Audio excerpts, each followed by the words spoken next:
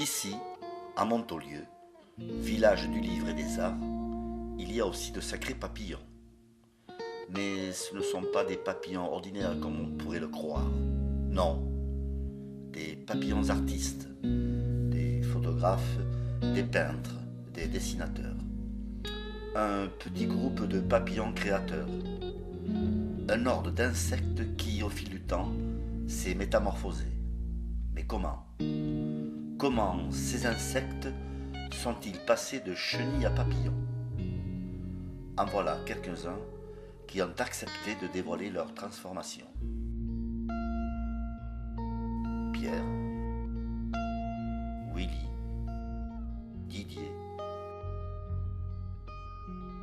Bruno, Théo, Boris. Je m'appelle Pierre et je suis photographe. Je suis photographe en ce sens que je prends des photographies pour mon plaisir et puis pour communiquer avec les gens. C'est ma manière d'écrire des choses. C'est un moyen de créer du lien avec les gens. C'est un moyen d'exposer ce que j'ai à dire. Alors la photographie, ma principale activité, et la photographie que je retravaille, que je crée de façon, je dirais, un peu plus artistique, grâce à mes compétences en infographie, me permettent donc d'explorer un peu des voies qui étaient, il y a quelques années, encore pour moi, un peu... j'imaginais pas pouvoir faire en tout cas.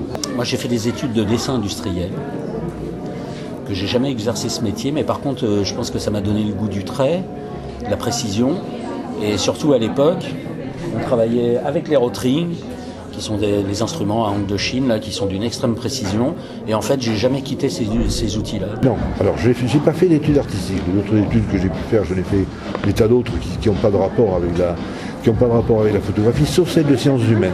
J'ai fait des études de sciences humaines et je trouve que la photographie, ma pratique photographique est orientée autour de l'homme, autour de l'humain, et les études que j'ai pu faire, la pratique que j'ai pu avoir des sciences humaines, a influencé ma pratique photographique, et vice-versa.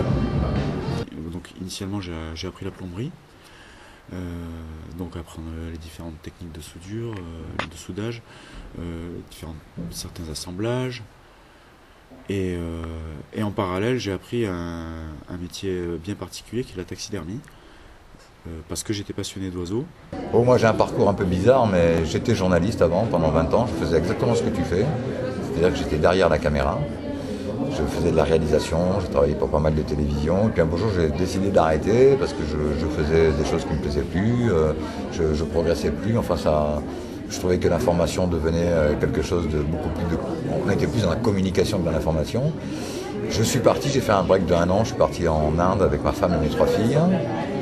Et au retour d'Inde, j'avais fait des photos, j'ai des copains qui m'ont dit « Ah, elles sont super tes photos, tu devrais les présenter ». J'ai fait une expo pour voir, qui a très très bien marché.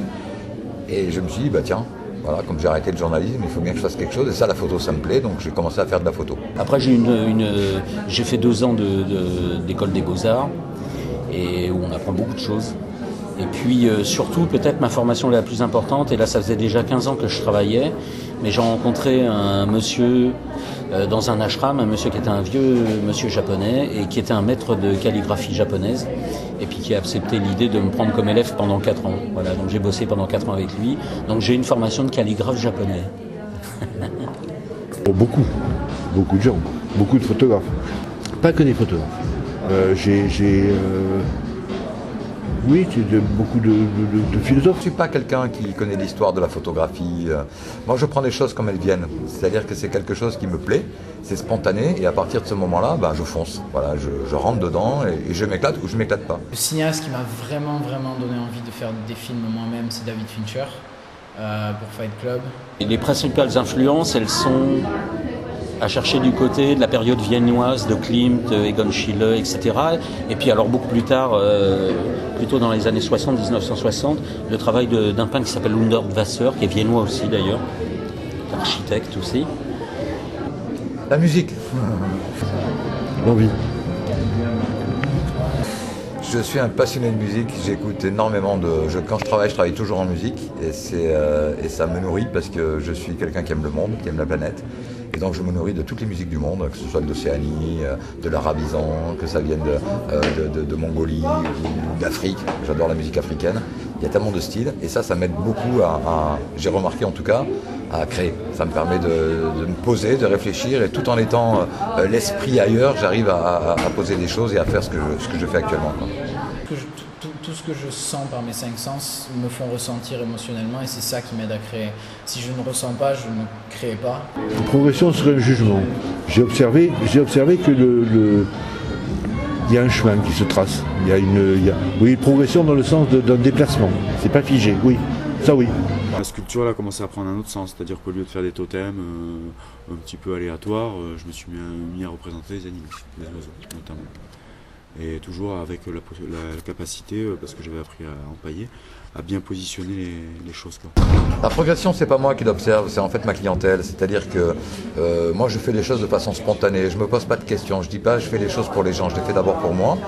Mais il se trouve que j'évolue dans des techniques. Il y a des choses qui sont un peu plus complexes à faire et que j'arrive à mettre en place et qui répondent, sinon à une demande, en tout cas, à un plaisir qu'ont les gens de voir et d'investir. Et donc du coup, j'avance de façon, je dirais, presque autodidacte et de façon parfois hasardeuse. Oui, c'est vrai.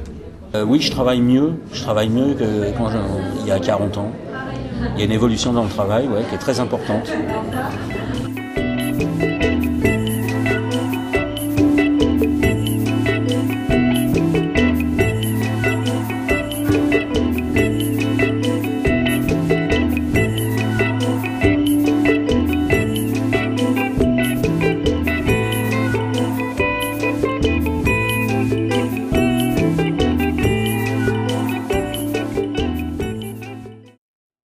Dans mon art? Non, jamais.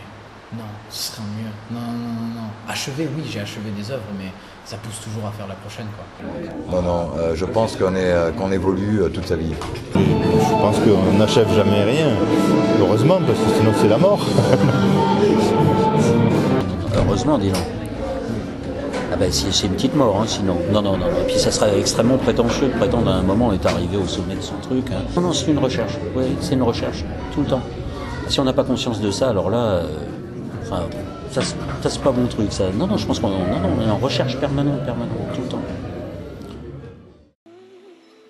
Merci. Merci à vous pour ce voyage. Ces témoignages donneront peut-être des ailes aux chenilles qui vous écoutent.